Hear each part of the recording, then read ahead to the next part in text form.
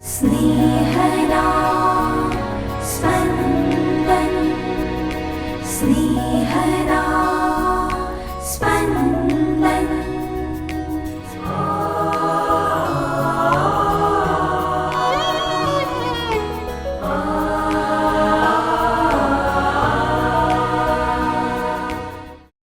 તપ ઋતુના બીજા અઠવાડિયાનો મંગળવાર. ધર્મસભા આજે સંત ગ્રેગોરીનું પર્વ ઉજવે છે. ગુસ્સો, ઈર્ષ્યા, બદલો લેવાની ભાવના વગેરે જેવી નકારાત્મક બાબતોને ત્યજી આપણા પ્રભુ જેવા પ્રેમાળ ને નમ્ર બનીએ. સાંભળીએ સંત માથીકૃત શુભ સંદેશના 23મા અધ્યાયના વચનો 1-12.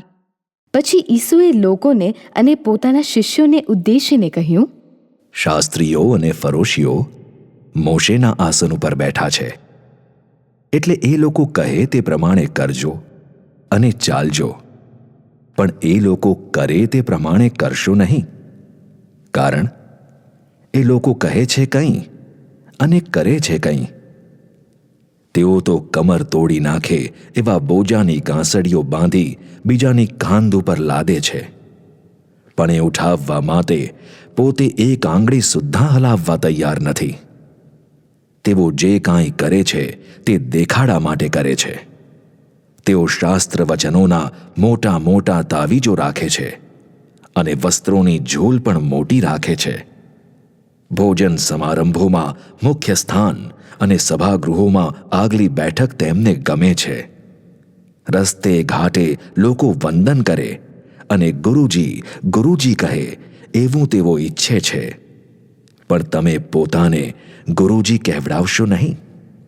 કારણ તમારે એક જ ગુરુ છે અને તમે બધા ભાઈઓ છો. પૃથ્વી ઉપરના કોઈ પણ માણસને પિતા કહેશો નહીં, કારણ તમારે એક જ પિતા છે અને તે પરમપિતા. તેમ તમે પોતાને આચાર્ય પણ કહેવડાવશો નહીં, કારણ તમારે એક જ આચાર્ય છે અને તે ખ્રિસ્ત. તમારામાં જે સૌથી મોટો હોય તે તમારો સેવક હોય, કારણ જે કોઈ પોતાને મોટો કરશે તેને નાનો કરવામાં આવશે, અને જે કોઈ પોતાને નાનો કરશે તેને મોટો કરવામાં આવશે. સ્નેહના સ્પંદન સ્પંદન. ઈસુ શાસ્ત્રીઓ અને ફરોશીઓની ઉણપો રજૂ કરે છે. પહેલી ઉણપ છે કહેવામાં અને કરવામાં ઝાઝું અંતર છે. બીજા શબ્દોમાં કહીએ તો જે કહે છે તે કરતા નથી. મારા આત્મનિરીક્ષણનો આ મુદ્દો છે. હું જ પોતે કહી શકું કે મારા કહેવામાં અને કરવામાં અંતર છે કે નહીં. શાસ્ત્રીઓ અને ફરોશીઓની બીજી ઉણપ છે જુદી જુદી રૂઢિઓ અને રિવાજો લોકો પર લાદવા.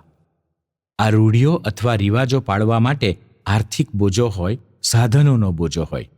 આ બોજો હળવો કરવા તેઓ તરફથી કોઈ મદદ ન મળે. હું પણ શિક્ષક તરીકે વિદ્યાર્થીઓ પર બોજો લાદનારો હોઈ શકું. જે લેખ મેં વાંચ્યો જ નથી કે જે પુસ્તક મેં વાંચ્યું નથી તે વાંચીને તેનો સારાંશ લખવાનું વિદ્યાર્થીઓ પર ધરબી દઉં. આ લેખ સમજવા વિદ્યાર્થીને મદદ કરવા હું જરાય તૈયાર ન હોઉં. શાસ્ત્રીઓ અને ફરોશીઓની ત્રીજી ઉણપ છે દેખાડો કરવાની વૃત્તિ. તેઓ તાવીજો બાંધે છે, વસ્ત્રોની ઝૂલ મોટી રાખે છે. હું પણ ક્યારેક કોઈકને મળું છું ત્યારે દેખાડા માટે આવકારના હાવભાવ કરું છું, પણ અંતરમાં આ ભાઈ આવ્યા છે એનો કોઈ ઉમળકો નથી. શાસ્ત્રીઓ અને ફરોશીઓની ચોથી ઉણપ છે મુખ્ય સ્થાનો પર ગોઠવાઈ જવાની. બધાની પાસેથી વંદનની અપેક્ષા રાખવાની.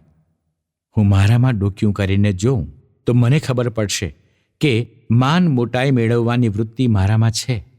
જે મુખ્ય સ્થાન પર બેસે એને માન મળે એટલે હું એ સ્થાને ગોઠવાઈ જાઉં છું. ઈસુ તો ખૂબ ઠાવકી સલાહ આપે છે. જો તમારે મોટા થવું છે તો સૌના સેવક થાઓ. સેવા કરવાથી મોટાઈ પ્રાપ્ત થાય છે. આપણી આજુબાજુમાં એવા જનો વસે છે જે આપણી સેવા કરી મોટાઈ પામ્યા છે.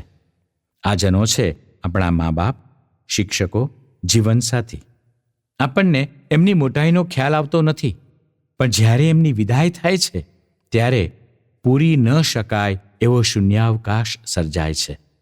પતિને પત્નીનો અને પત્નીને પતિનો શૂન્યાવકાશ ચાલે છે, કારણ પતિ અને પત્ની અરસપરસની સેવા કરતાં કરતાં મહાન બન્યા છે.